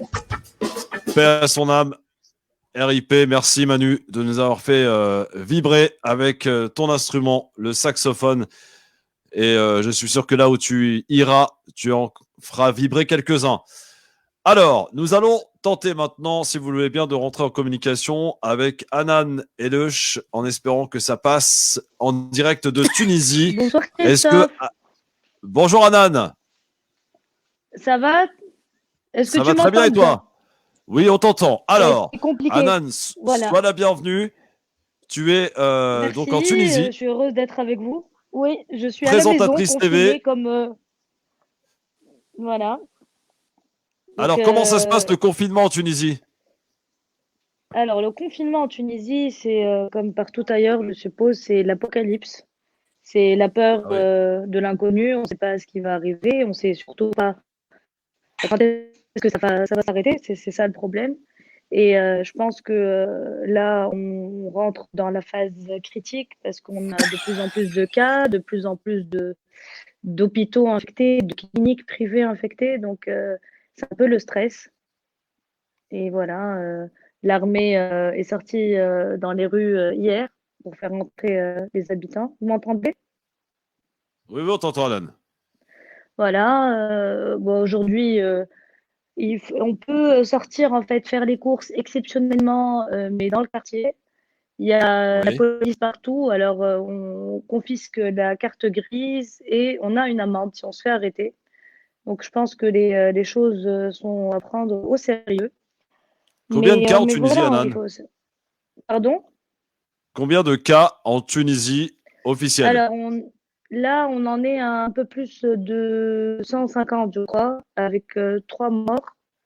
Ouais. Mais il y en a beaucoup qui n'ont pas été déclarés parce qu'apparemment, il y a une clinique, enfin, hier à Tunis et un hôpital à Sfax. En fait, il y a eu deux patients qui se sont fait opérer et donc tout le corps médical a été touché, mais on n'a pas le chiffre exact. Est-ce qu'on a pris la méthode Raoult chez vous ou pas? Ah non. Non, c'est un peu plus compliqué. À Tunis, c'est y a on a un et manque comment de ça se moyens passe dans les énorme. médias? Hanan, Alors les tu médias, travailles nous dans les on a médias? arrêté en fait. Ouais, nous on a complètement arrêté l'émission. On a des rediffs. Il reste bien D'accord. évidemment les informations. Là, samedi, on m'a proposé de faire un direct. C'est une émission généralement qu'on tourne 2-3 jours avant, mais il n'y a pas d'équipe de monteurs ni d'équipe, donc pas du tout de techniciens qui travaillent. Donc on m'a proposé de la faire en direct. Je suis pas sûre d'y aller. D'abord pour donner le bon exemple, et puis c'est assez compliqué. Je vis avec ma maman qui fait un peu plus de 70 ans, donc c'est un risque à prendre inutile. Et je pense qu'on n'a pas besoin de divertissement en ce moment. C'est pas du tout le moment. Les gens ont besoin d'avoir des informations, de connaître, enfin, de savoir. Je sais pas Hanan, si vous avez est-ce que entendu le d'ailleurs. peuple tunisien a pris conscience de l'importance de bien respecter le confinement? Oui, tout à fait. Heureusement enfin, pas heureusement, c'est un peu glauque à dire que l'Italie, enfin, c'est nos voisins, mais on a eu un exemple. Donc, les Tunisiens s'y sont pris un peu à l'avance. Ils ont eu peur. On a vu l'impact du corona. C'est terrible ce qui se passe là-bas. On a vu le nombre de morts aujourd'hui. C'était à plus de 700, je crois. C'est terrible. Je ne sais pas comment. En plus, on a eu la mauvaise nouvelle. Il y a un nouveau virus en Chine. C'est pas possible. Là, Alors, on n'en on voit va, pas on la va fin, juste être, Christophe. petite précision par rapport à cet hantavirus. C'est pas un nouveau virus. Il a fait des victimes au mois de janvier en Argentine, 14 morts. C'est pas un virus visiblement qui se transmet d'homme à homme. Il provient du rat. Ah. Il y a eu effectivement une première victime en Chine de ce nouveau virus, mais rien d'inquiétant pour l'instant. Pour l'heure, concentrons-nous sur le Covid-19 qui occupe tous nos esprits. Christophe, je vais poser une question à Hanan. Oui, bien sûr, Anna, t'es chez toi ici. Bonsoir. Merci. Bonsoir, va, ma Hanan. chérie? J'espère que tu vas bien. Ça va, Rabbi Aïcha. Oui, merci, mon chéri. Alors. Je voudrais savoir, Hanan, est-ce que en Tunisie, parce qu'en fait, ici, on a appris malheureusement que beaucoup de jeunes, que ce soit en France ou en Algérie, continuent à organiser des qa'adat. Des qa'adat des qa'adat veut dire des soirées à huis clos. C'est des petites soirées à la maison, des trucs. Non. À la maison, mais dans lesquelles on se trouve entre potes de 5, 6 jusqu'à 10 personnes. Ça, c'était vraiment, c'était vraiment au début, on a vu des images assez choquantes. C'était des soirées qu'on appelait des soirées, mais carrément dans des bars. Quand on a eu en fait le couvre-feu, je crois, en fait, non, c'était les fermetures de bars et de restaurants à 16h. Ils organisaient ça la matinée, on appelait ça les Corona Parties. C'était terrible, c'était des images horrifiantes. Des Corona Parties. Des Corona Parties. Ils sont créatifs, les Tunisiens.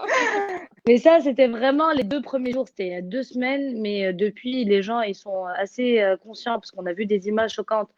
Et heureusement qu'on a Internet et qu'on a les réseaux sociaux pour voir ce qui se passe un peu. C'est, enfin, il y a le bon côté il y a le bon côté et le mauvais côté. On voit des images tristes, on voit la réalité de ce qui se passe et de ce que le Covid-19 est en train d'avoir comme impact sur le monde entier. Mais d'un autre côté, il y a aussi la partie sympathique. Je sais pas, Anna, si tu regardes un peu toutes les vidéos, l'humour du monde entier. Oui, l'humour qui s'est développé autour du coronavirus. Tout à fait. Je précise, parce que l'info vient de tomber, que le Conseil scientifique en France préconise 4 semaines supplémentaires de confinement. Ouais. Oh là là. Voilà. Ça va être dur. Bon, c'était prévisible, c'était prévisible. Christophe, comment tu t'occupes à la maison? Comment je m'occupe à la maison? Bah, il mange, hein. Alors, moi, je vais te dire, je n'ai jamais été autant occupé depuis que je suis à la maison. Entre l'émission à préparer, entre les différents trucs à gérer, la journée, je la vois pas passer. Et de terminer la journée, enfin, pas terminer totalement, parce qu'on se couche très tard, hein, c'est vrai qu'on a pris un autre rythme. D'être avec vous en direct dans le Grand Forum, c'est une belle bouffée d'oxygène. Ah, c'est clair. Oh, merci. Ouais. Merci. Hanan, est-ce que Hanan. tu es une personnalité publique, tu es une célébrité en Tunisie, est-ce que vous avez préparé des campagnes de sensibilisation entre acteurs, artistes et professionnels des médias? Il y en a tous les jours des vidéos en fait, pour pousser les gens à rester chez eux, finalement, se nettoyer les mains, se laver tout le temps. Mais là, c'est vraiment, il faut rester chez soi. Les gens ont bien compris que la seule solution, le seul remède à ce virus, pour le moment, quand on ne l'a pas, c'est de rester chez soi, d'éviter de contaminer surtout nos parents et nos enfants. Voilà. Et il y a beaucoup d'artistes qui ont fait le challenge. Je ne sais pas si vous avez vu ça passer sur Instagram. Les footballeurs ont commencé ils vont prendre en fait en charge quelques familles pendant 1 mois ou 2. Donc ça a commencé par les footballeurs tunisiens qui jouent à l'étranger, qui gagnent assez bien leur vie, à prendre en charge 100 familles pendant 2 mois. Puis, et ça a fait le tour et je trouve que c'est une belle initiative. Enfin, on est tous confinés chez nous, on essaye de trouver, d'essayer d'être utile, plus ou moins. Je ne sais pas ce que vous en pensez, l'équipe, mais la France, qui a un ego surdimensionné, a tendance souvent à aller critiquer la manière de fonctionner des pays, par exemple du Maghreb, comme la Tunisie, l'Algérie et le Maroc. Ces 3 pays, je tiens à le préciser, ils n'ont pas attendu qu'on ait 50 morts ou que la situation devienne terrible pour réagir. Que ce soit la Tunisie, l'Algérie ou le Maroc, ils ont réagi tout de suite. Et vraiment, ça, c'est à saluer. Je ne sais pas ce que vous en pensez, l'équipe, et moi, j'avais envie de le dire ce soir. Bravo aux autorités compétentes des 3 pays. Absolument. Merci Christophe. Je suis tout à fait d'accord. J'étais vraiment Oui, Philippe. Voilà. Le président Bouteflika te remercie. Non, arrête. Arrête. Ouais, ça, c'est l'humour orlésien. Donc, non, voilà, mais c'est vrai, ouais, Anan, bon. en Tunisie, parce que tu es en Tunisie, mais ils ont su réagir à temps. Je veux dire, ils n'ont pas attendu la catastrophe, Mais le tout à fait, confinement. tout à fait. Alors, il y a deux options.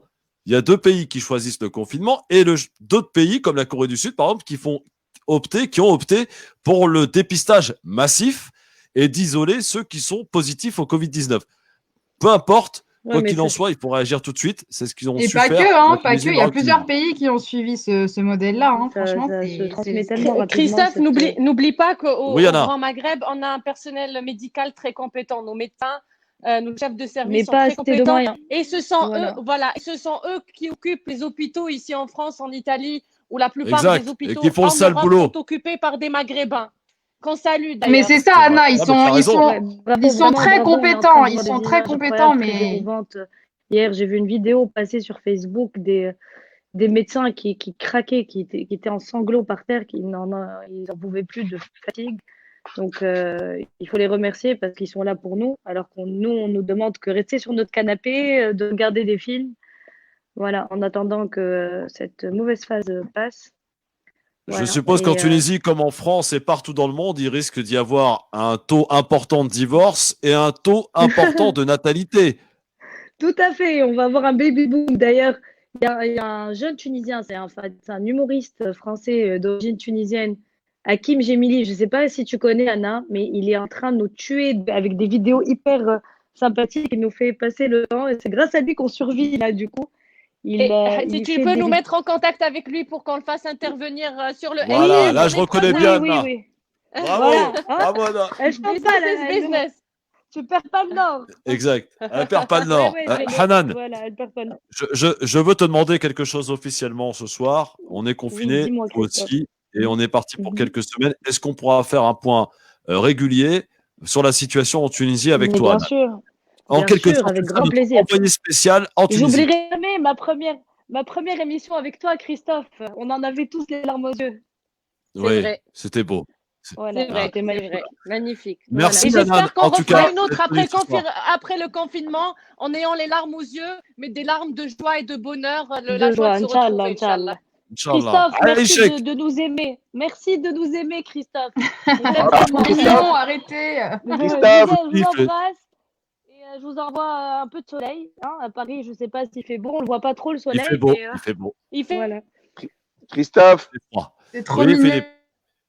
oui, je viens de recevoir le texto du mari de Hanan. Il a dit, moi aussi, je n'oublierai pas la prochaine émission que je vais faire avec toi. Non, il sait Ah, très toi, bien t'es qu'Hélène, elle est l'avocate de tout le célibataire. monde, Et hein. d'ailleurs, elle passe toujours une annonce chez Christophe. Hélène cherche à se marier, hein, s'il y a un bon entendeur. On arrive, Merci, on arrive. Hanan. Bon, à très bientôt. Et Ah, je vous attends. on reste en contact Ouais, pour suivre ce bisous, qui se passe en ciao, bonne Tunisie. soirée. Merci Merci, beaucoup, au revoir. Anna Ah, mais- Neluch, Au revoir. présentatrice Au revoir, TV. merci. Au Oui, revoir, Anna. merci Hanan. Alors, on enchaîne avec une autre invitée, si vous le voulez bien. On est maintenant en Espagne dans cette émission. On voyage beaucoup de Tunisie. On file en Espagne à Barcelone avec Hayat Cheikhaoui qui est avec nous. Hayat, bonsoir.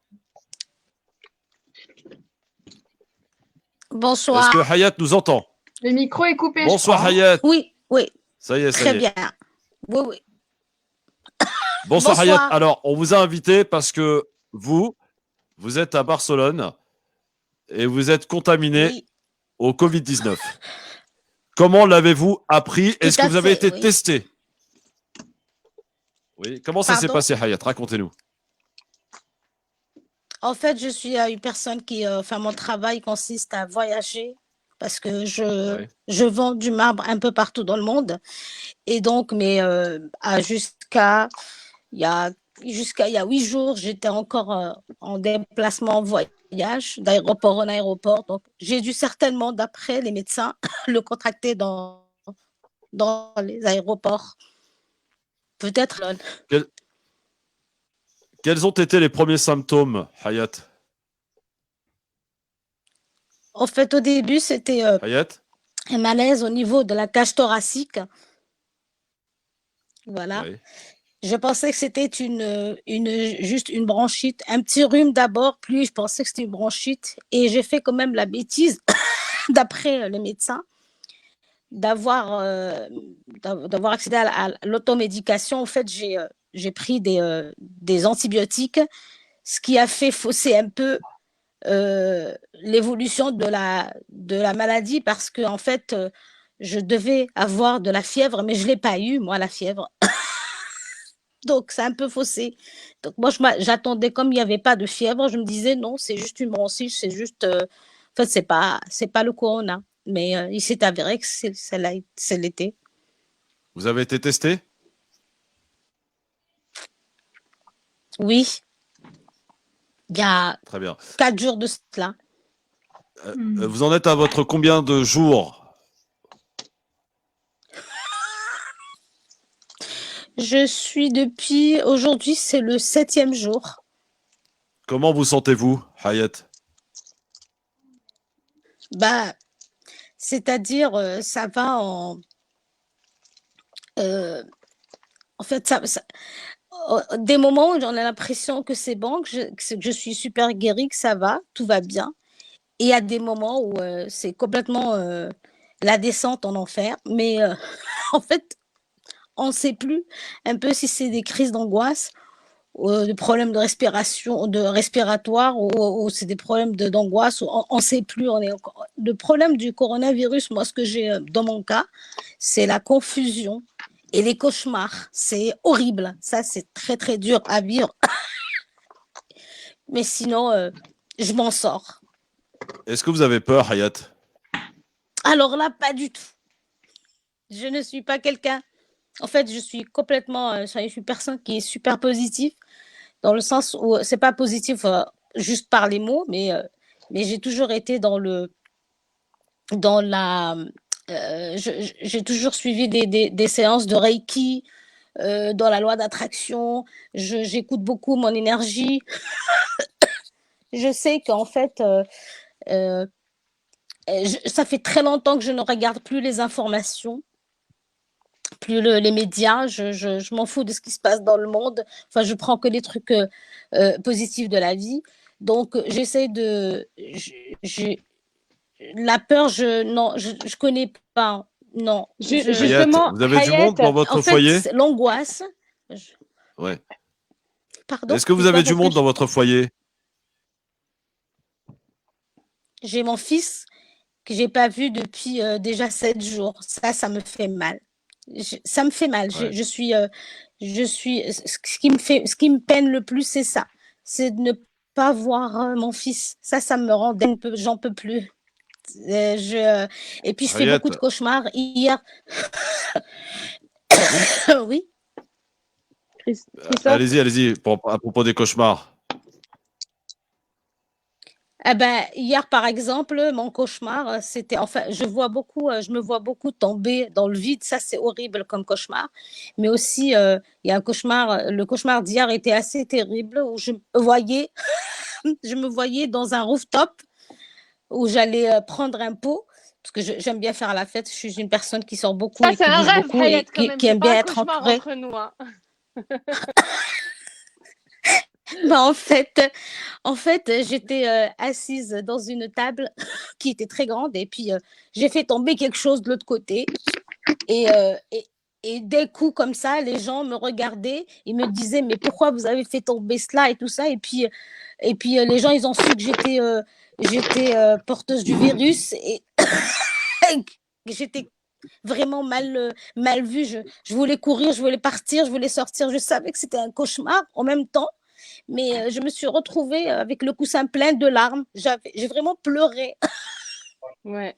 2 questions, Hayat. Christophe, je peux vous te poser vivez une question en après Espagne? toi? Oui, bien sûr, Hana. Vous vivez en Espagne. Comment ça se passe, le confinement en Espagne, un pays extrêmement touché par le Covid-19? Et ma deuxième et dernière question, qu'avez-vous à dire à ceux qui prennent un petit peu à la légère cette période que nous vivons et qui se disent ouais, c'est qu'une simple grippe, rien d'inquiétant quoi? En Espagne, on respecte énormément le confinement. Franchement, je suis super agréablement surprise. Il y a pas un chat dehors. Il y a la police qui est tout le temps, et puis on fait la fête à partir de 20h. Vous êtes à Barcelone, hein, je précise. Avec les DJ. Oui, ça c'est génial. Par contre, cette histoire, moi, on me dit toujours, mais pourquoi tu vas pas à l'hôpital? Pourquoi? Déjà, le fait de sortir, hein, je ne veux pas sortir parce que je ne veux pas risquer, je veux pas prendre le risque de contaminer les gens. Arrêtez avec ces histoires de, non, c'est pas grave, mais juste pour aller faire nos courses, juste pour aller, vous ne savez pas comment vous contaminez les gens. Il y a des gens qui sont vraiment, vraiment malades. Moi, je pense à mon père qui a l'emphysème. Je ne pense pas qu'il puisse, s'il vient à être contaminé, je ne pense pas qu'il puisse s'en sortir. Parce que moi, je suis vraiment, j'ai aucune pathologie. Les gens qui ont des pathologies, franchement, j'ai du mal à croire qu'ils puissent s'en sortir s'ils ont ce virus-là. Donc, s'il vous plaît, oui, il faut rester à la maison et arrêtons de faire arrêtons enfin, je veux pas qu'on rentre dans la psychose, mais qu'on ne prenne pas ça à la légère parce que c'est vraiment dur là. C'est très, très dur. Ça fait 8 jours. Anna, question. C'est une grande souffrance. Oui, oui. Alors, Hayat, tu as fait un post sur tes réseaux sociaux dans lequel tu as annoncé à tes amis que tu étais, que tu étais contaminée. Tu as dit, tu provoquais au fait le corona. Tu t'adressais au coronavirus. Tu disais ce soir, je te provoque en duel, c'est soit toi, soit moi. C'est pas parce que tu portes une couronne que tu vas gérer ma vie. C'est ma vie, c'est mon corps, tu vas sortir. Comment tu fais pour être, et puis, en fait, comment tu fais pour être aussi forte et pour continuer à encourager les gens, même en ayant, parce qu'il y a 2-3 jours, tu avais encore beaucoup plus du mal à respirer, tu toussais beaucoup, ton cas était beaucoup plus grave que maintenant. Ça va mieux, on remarque, et tant mieux pour toi, et tant mieux d'ailleurs. Mais même en pleine crise, tu as continué à tenir un discours rassurant, à être là, à conseiller tous ceux qui sont autour de toi. Et voilà, donc ça, c'est impressionnant. Comment tu fais pour puiser ton énergie? Deuxième question, s'il te plaît, Hayat, le lendemain ou 2 jours après, tu as retiré ce post. Je ne me concentre pas. Oui.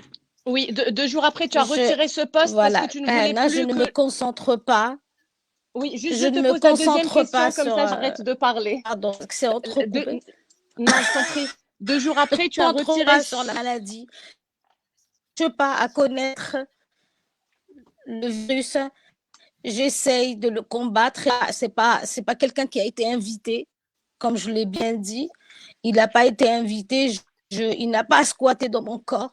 Je n'ai pas besoin de connaître d'où vient le corona, ni j'ai envie de savoir comment il va partir. Ça, c'est les scientifiques et les médecins.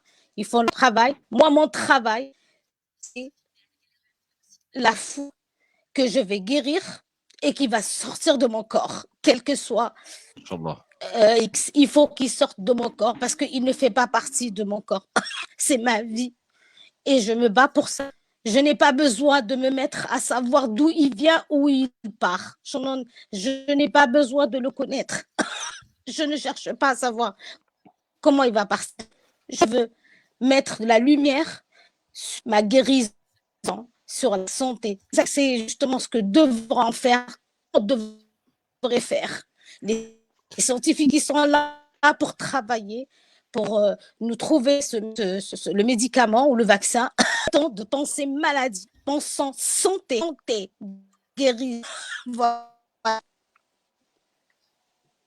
Merci. Hayat, ma dernière question, c'est pourquoi avoir supprimé ce post 2 jours après? Est-ce que tu crains le regard des voisins, de ton entourage là-bas? Est-ce que ça peut avoir un impact sur ta vie, le fait que les gens autour de toi en Espagne sachent que tu es contaminée? Ma chérie, je ne t'entends pas bien. Alors, je vais répéter la question.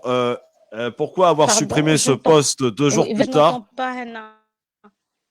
Oui, pourquoi tu as supprimé le post 2 jours après? Est-ce que tu crains la réaction des voisins ou des amis? Franchement, je n'ai pas. Je crois que c'est entrecoupé. Hayat. Alors, parce que Christophe, Hayat, beaucoup de contaminés font face à ce genre de problème. La plupart cachent même qu'ils sont contaminés pour ne pas être exclus de la société. Ouais. Hayat, est-ce Je que suis si tu m'entends, on peut retenter la dernière question de Anna? Pourquoi avoir supprimé ton poste 2 jours plus tard? Bon, alors c'est pas grave. Merci beaucoup en tout cas, Hayat Cheikhaoui, d'avoir témoigné et on te souhaite prompt rétablissement, guérison, Inch'Allah. Et le meilleur pour la suite, Hayat. On aura l'occasion de se revoir en studio et en pleine forme, Hayat. On compte sur toi pour combattre comme il se doit ce Covid-19. Merci beaucoup, Hayat. À bientôt. Voilà. Nous étions en Espagne, les amis, à Barcelone. Vous avez compris, hein, c'est pas une rigolade, hein, le Covid-19. Soraya, on rigole pas. Hein. Ouais, son témoignage, il m'a un petit peu touchée quand même. Ça se voit que c'est une battante. Je vois beaucoup d'invocations pour elle parmi les commentaires que je soutiens. Et oui, on voit que c'est pas des bêtises. Elle est hyper responsable de dire qu'il faut pas sortir, qu'elle a peur pour les gens. Elle voit pas son fils, elle se prive de son propre fils pendant 7 jours, tandis que d'autres sont complètement inconscients en fait de la gravité des choses. Donc je l'embrasse fort et j'espère la retrouver, comme tu as dit, en pleine forme après cette maladie. En studio. En studio, ouais. Alors, sachez que ça y est, hein, c'est quasiment acté. Le conseil scientifique qui s'est réuni aujourd'hui a décidé, et le gouvernement devrait suivre, en tout cas. C'est ce qu'a annoncé vraisemblablement le ministre de la Santé. C'est parti pour 4 semaines supplémentaires de confinement, sachez-le.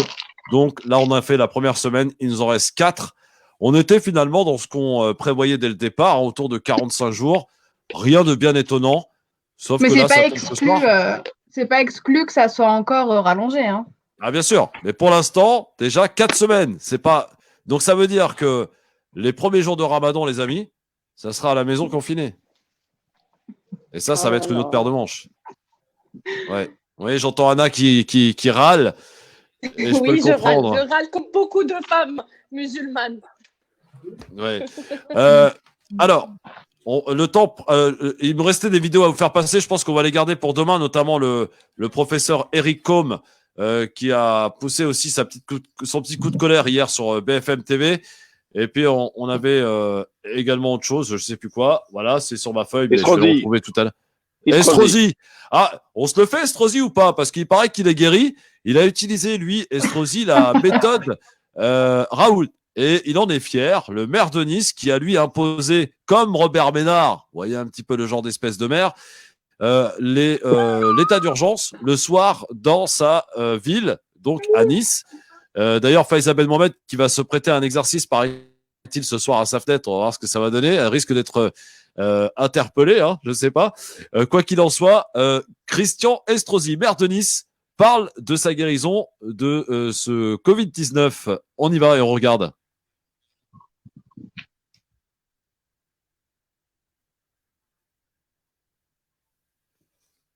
Se fait attendre, Christian Estrosi. Écoute, on a un problème de son. Il n'y a pas de son. D'accord. Bon, vous savez, c'est pas grave, les amis. On se le garde pour demain, on a le temps. On est là tous les jours et on est parti pour 4 autres semaines. Donc, on a le temps, vraiment. Ça, et puis, Estrosi, c'est pas non plus une priorité, si j'ai envie de vous dire. Ouais. Bon, par contre, la priorité, c'est les coups de gueule et les coups de cœur. Et comme on les a pas entendus depuis un petit moment, le coup de gueule ou un coup de cœur pour toi, Abdeslam, ce soir? Ben écoute, le coup de cœur, et j'ai été très touché par le témoignage de cette dame qui est en Espagne, Hayat, et vraiment, si les gens prenaient à la légère le Covid-19, j'espère qu'ils ont pleinement conscience de la gravité de ce fléau et qu'ils arrêtent de se balader comme ils le font, comme ça a été longtemps dénoncé, les gens qui se baladent dans le parc, qui font du vélo comme si de rien n'était. Voilà, j'ai des pensées affectueuses pour elle. J'étais très touché par le fait qu'elle ait évoqué son fils, moi qui ne vois pas ma mère depuis quelques jours. Voilà, c'est un gros coup de cœur pour elle. Philippe, Boyeki, coup de gueule ou coup de cœur aujourd'hui? Écoute, moi, c'est un coup de cœur, comme d'habitude.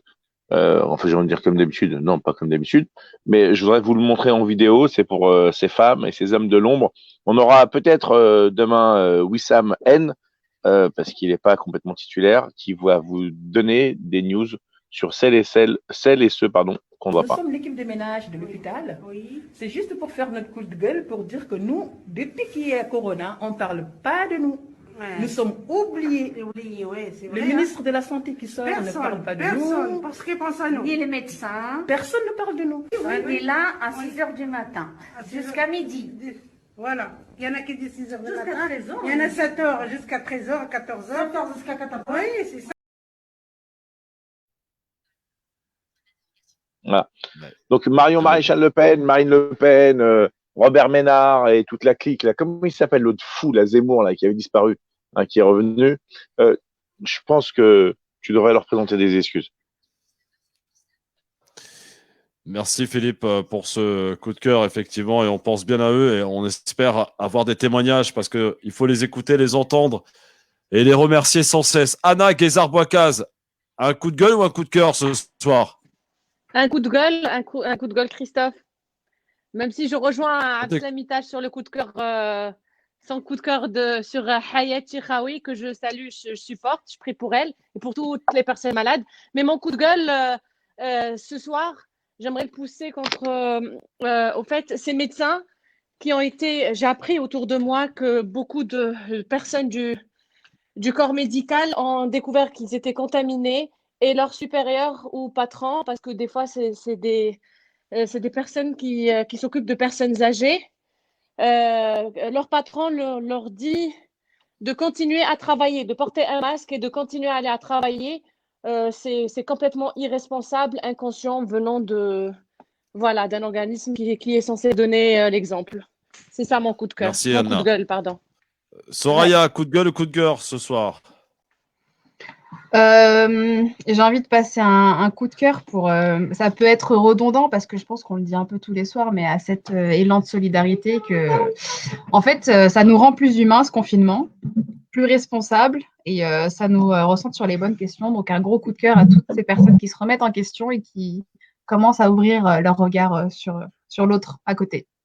Je vais m'en permettre un petit, si vous me le permettez. C'est à tout ce personnel médical qui, dans certains endroits aujourd'hui, quand on entend certains membres du gouvernement irresponsables nous dire qu'il y a suffisamment de masques, dans certains hôpitaux, ils n'ont droit plus qu'à un seul masque au lieu de plusieurs masques, parce qu'on rappelle que la durée de vie d'un masque est de 4 heures sur un service de 12 heures. Imaginez combien il faudrait de masques. Bravo à eux, bravo à ces soignants. J'ai envie de... Alors, c'était pas prévu, je devais la passer avec Anas, mais j'aimerais bien qu'on la passe quand même, Philippe, s'il te plaît.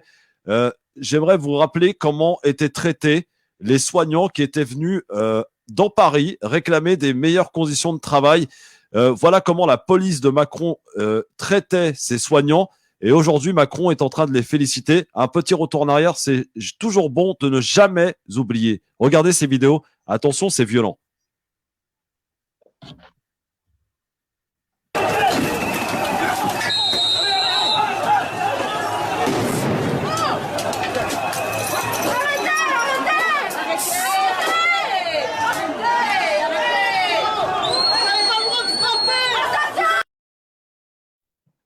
Voilà comment la police. Terrible.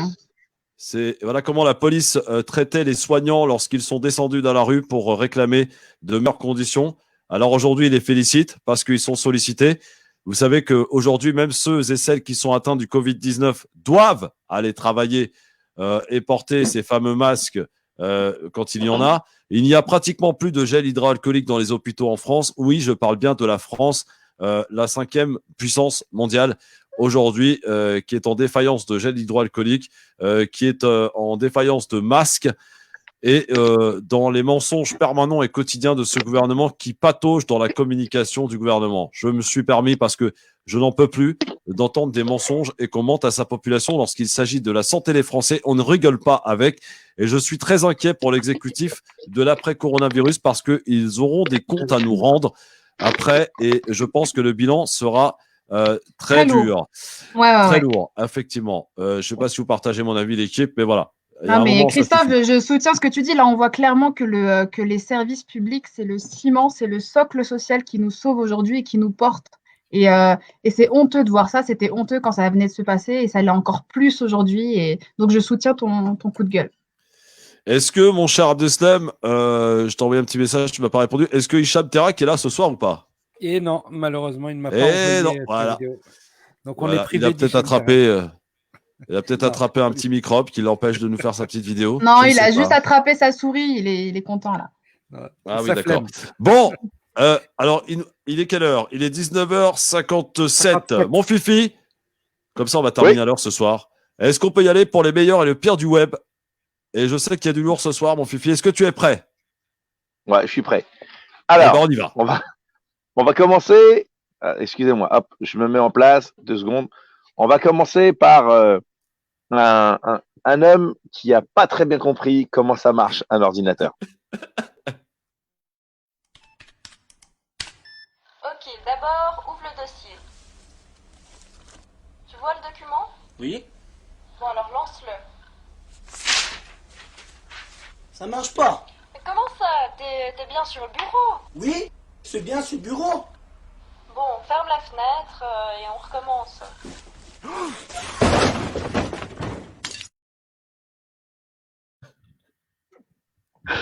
Excellent. On va suivre. Alors, on va suivre sur les recommandations de. Il ne faut pas sortir pendant le Covid-19. مين فيك المال خلاطر امك؟ تجي المغرب؟ واه جيت. ولاش تجي؟ انا ما عندناش حتى السبيطار قال لي امك. انا غير الدري قسم ندير فيه حصيره. قال لي امك. بغيت فرنسا يا خلاطر امك علاش تجي؟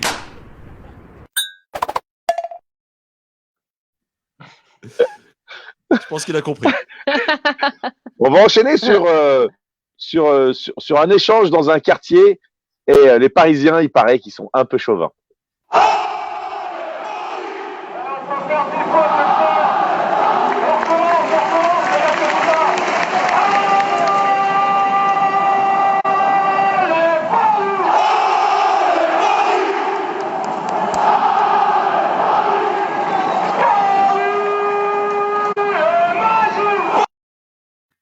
Yes. Paris magique, spécial Il dédicace. disait quoi? Paris est magique? Paris est magique. Paris est magique. Paris est tragique. Oui, oui, bien sûr. Avant-dernière vidéo. Oui.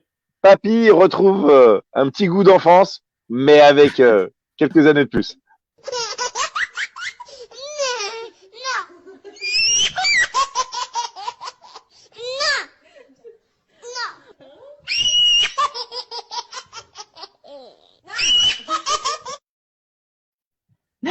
Oh là là, t'as attiré ma fille avec cette vidéo.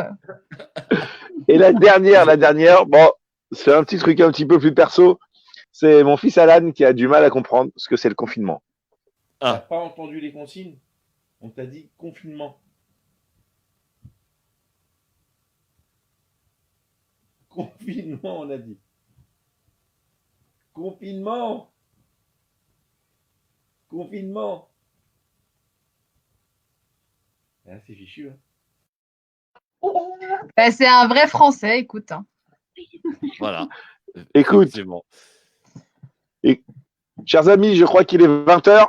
Et à 20h, Oui, on est dans le reste de la France. Qu'est-ce qu'on fait? Bravo! Bravo! À tout le personnel médical, les médecins, infirmières, internes, aides-soignantes, les agents hospitaliers, ambulances, pompiers et l'ensemble du corps médical que nous remercions. Merci! Et à qui on souhaite voilà. Merci. On vous aime. Merci à tous pour cette émission qui fut très très bien encore ce soir. J'espère que vous avez apprécié. Voilà, et on se retrouve évidemment demain soir avec, je l'espère, Anas Kazib, avec aussi une députée LREM. On pourra lui poser des questions demain. Et avec. C'est quoi ce pcheu, Philippe? C'est comme dans les Simpsons. Peu. Ouais, en plus, c'est l'heure des Simpsons. Donc, demain, député LREM, nous aurons aussi un agent hospitalier normalement avec nous. Quoi qu'il en soit, vous l'avez compris, le Conseil scientifique a rendu sa décision ce soir. Il y en aurait pour 4 semaines supplémentaires minimum de ce confinement. On a fait 1 semaine. Ça va être plus que le ramadan pour le coup, parce que si on ajoute la semaine déjà effectuée, ça nous fera 5 semaines. Peut-être qu'on ne sera pas encore au bout de nos peines. Quoi qu'il en soit, on sera là tous les soirs pour vous accompagner.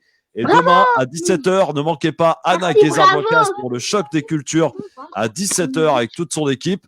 À ne pas louper. Yes. Et demain soir, nous, on sera là avec Gamal Abina demain, avec Sabrina Sebaï aussi et nos invités. Merci beaucoup, ma Soraya. Bah, merci à toi, merci à vous l'équipe, c'était super. Passe une excellente soirée. Je t'embrasse très fort, Anna, de très loin. Merci, j'embrasse toute l'équipe. Merci mesdames et messieurs de nous avoir écoutés, d'avoir été nombreux à interagir. Et je remercie particulièrement Abdeslam et Philippe qui sont d'une efficacité exemplaire et qui pourraient être très bien embauchés par C8, sauf que je les garde avec moi parce que c'est vraiment du lourd. Merci à tous les deux, Abdeslam et Philippe. Vous me régalez chaque soir et grâce à vous, cette émission a lieu et grâce à vous, elle a lieu de la meilleure des manières et d'une gestion presque parfaite parce qu'on s'améliore de jour en jour. Merci mon Philippe, merci mon Abdeslam. Merci les gars, merci à tous et à demain. Jusqu'à la fin du confinement. Exactement, et on n'oublie pas, on reste chez soi. Et restez chez vous. Restez chez vous. À l'écoute de votre émission Le Grand Forum, 18h30. Ciao.